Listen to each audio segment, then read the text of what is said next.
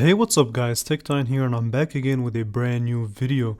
So this here is the BLU Bold N3. Before I begin, I want to thank you all so much for watching this video. I really appreciate all my subscribers. But with that being said, this phone has a lot of things going for it. But a phone isn't really a phone without a proper wireless service, which is where Mint Mobile comes in play, and this is who I'm partnering with for today's video. And if you ever thought to yourself, why is my wireless bill so high? Then let me tell you a little bit about Mint Mobile. You might already know Mint Mobile if you've seen these funny ads from Ryan Reynolds, who's also an owner, but let me quickly tell you how awesome their service is.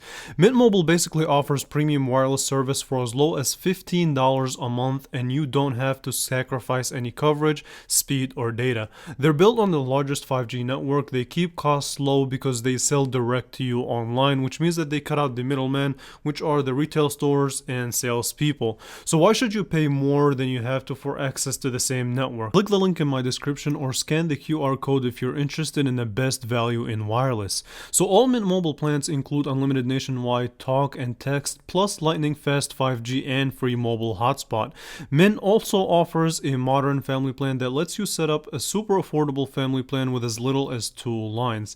And I've been personally using Mint Mobile on my daily phone, and I legit could not tell the difference between Mint Mobile and the service provider that I used to have. So whenever I use it to browse the web, get on my social media, watch my YouTube videos, I legitimately could say that without a doubt this has been a solid service. And now as a special limited time offer, you can actually get their unlimited plan, which is normally only $30 a month for just $15, and that is basically a 50% savings off their already super low price.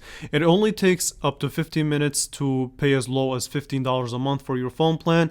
It really is that simple. So yeah, use the link in my description or scan the QR code. It really helps out the channel as well. So back to the BLU Bold N3. So this phone has, like I said, a lot of things going for it, from specs to design to features, and we're gonna go ahead and start and talk about the price of the phone. So this phone is priced at $299. They do have it on sale right now for $250. I was one of the lucky people to get it for around $199, which, if you ask me, this is a very competitive price for what this phone gives you. And let's not ignore the fact that they gave you a lot of accessories right off the box, from a full charger, headphones, case, and even a film screen protector right out of the box. So that already gets you a huge thumbs up in my book. So let's talk a little bit about the design, and this is in my opinion where things can get really interesting, especially for the price point. So the back of the phone has this kind of matte, almost chrome finish to it that gives it a nice hue. The coloring on it is almost like this kind of light green bluish color, and the sides are curved for a better grip, but it is a little bit slippery, and the sides also have this kind of chrome mirror finish to it. It gives it that also premium look and feel. So for the price, this phone so far is designed exquisitely. So as far as your I/O, at the bottom you do get a loud bottom-facing speaker, and you also get a USB-C port that does support up to 66 watt of really crazy fast charging, and you get the full charger in the box, so you can definitely take advantage of that. And the right-hand side does have your power button as well as your volume up and down. Now these buttons I found to be very clicky, very tactile. Obviously because of the curved screen and the curved back, it gives it kind of a thinner feel, but they work really well.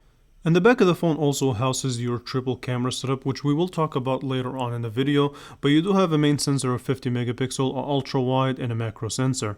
Overall though, from my opinion, the design actually looks really good.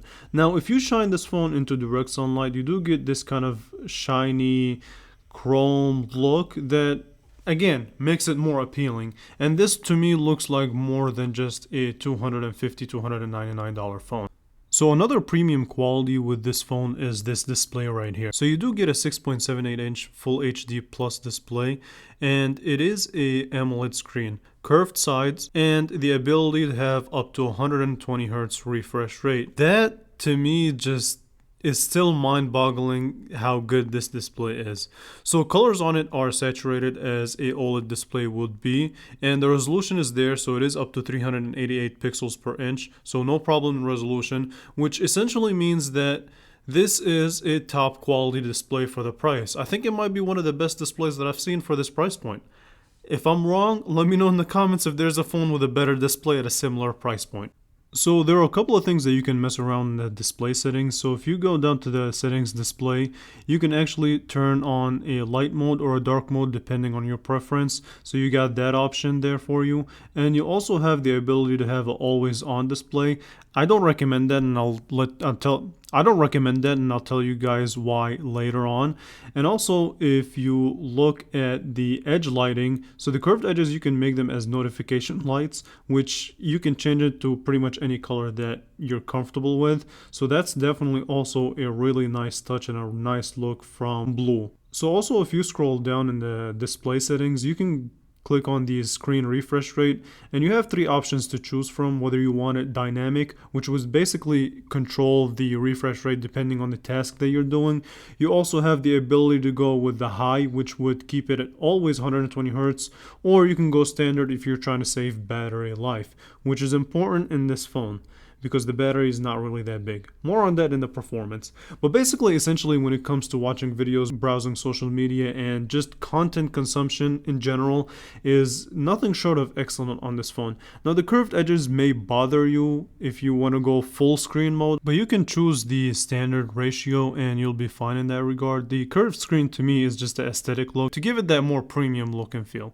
Alright, so next on my list is the speaker quality. So it's not a dual speaker like we see with a lot of phones nowadays. It's just the bottom facing speaker. So take a listen and I'll come back to you guys with some words on that. That may not seem noticeable at first, but the curvature on the sides of the phone are actually much improved. So what that means essentially is that you will have a much better grip with the phone. And like I said, 24 hours later as a user, it made a difference. Yeah, this phone feels really good in the hand as far as the grip, as far as everything else. And we cannot also skip the So overall though, the speaker quality is really good. The only complaint that I have about it is that I wish it was more of a dual stereo speaker setup where the top of the ear speakerphone is a subwoofer, but as a package, the speaker is pretty decent. Now let's switch the conversation and talk about the triple camera setup. So again, you get a 50 megapixel main camera, you get an 8 megapixel ultra wide, and a 2 megapixel macro sensor. I've only spent about 24 hours with this phone, so I really can't give you a full conclusion on the camera just yet, but from the time that I've spent with it, here's what I have to tell you. The camera app itself is fairly good. It's not the best, but it's fairly good. It takes pictures really quick, so it has that going for it. And you have a lot of options to choose from. So they give you a lot of settings here, and it takes pictures really quickly. It does record 4K quality video, but with 4K you don't really get electronic image stabilization, so that's something to look at. In addition to that, you get a portrait option. You get the option to shoot with the 50 megapixel full sensor. A lot of times in the camera app standard you only get a 12 megapixel snapshots out of this 50 megapixel sensor, but you can definitely switch it to the 50 megapixel option if you want to shoot full mode 50 megapixel pictures. And also, one of the complaints I have about the camera app itself is that it's not really that easy to switch to the wide angle lens with just one hand. So essentially you have to use both hands to switch to that wide angle lens. And I only took a couple of pictures. From the pictures that I took, they look really decent in good lighting conditions, but more testing on the camera. If you guys want to see a full dedicated camera review, leave a thumbs up and stay tuned for that. So now let's talk about the performance and your specs. So here's the rundown of the specs list. So you have a MediaTek Dimensity 7050 6nm chip. It's octa-core clocked at 2.6 GHz, and you do get the ARM Cortex A78 for GPU.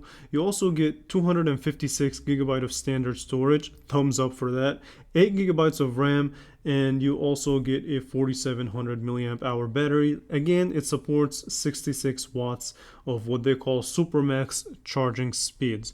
So definitely the spec sheet seems to be really nice for a phone at this price point. Honestly, I would say one of the best spec sheets that I've read out in a while at this price point, so definitely gets a thumbs up in my book. Now, as far as the performance in general it goes, I did a Geekbench, and here's the scores that I've got. So I got a single core of 980 and a multi-core of 2492. So not only that, this phone also houses a in-display fingerprint sensor. Now, the only complaint that I have about the specs so far is mainly battery life. So they give you all these cool options like the edge notification lights, the 120 Hz refresh rate, but if all these are turned on, and even the always on display, and if all these are turned on, then the one thing that it would annoy you is the battery life. I get it, it has super fast charging, but battery life on here is slightly below what it needs to be to keep this phone up and competing. And overall, as the specs, as the performance, this phone is really snappy, really fast at everything that I threw at it, from games to opening up apps. And not only thanks to that chipset, but you also have to thank the 120 Hz refresh rate as well as the 8 gigabytes of RAM. So my conclusion to you is this. What do you think of this phone so far off of my initial review? Do you think that this is a phone worth taking a look at? I definitely thought so, because it's been like almost 5 years since I even looked at a blue phone. I didn't really care too much for them, but now honestly with this phone, and this video is not sponsored by them by any means. I bought this phone with my own money and I'm reviewing it for you guys to give you guys a perspective of how well this overall phone is looking. With that being said, let me know what you guys want to see in my full review of this phone. I'm definitely gonna be working on reviewing this phone properly, so stay tuned for that and let me know what you think of this phone. All right, thank you all so much for watching, and I will catch you guys in the next one. Thank you for watching.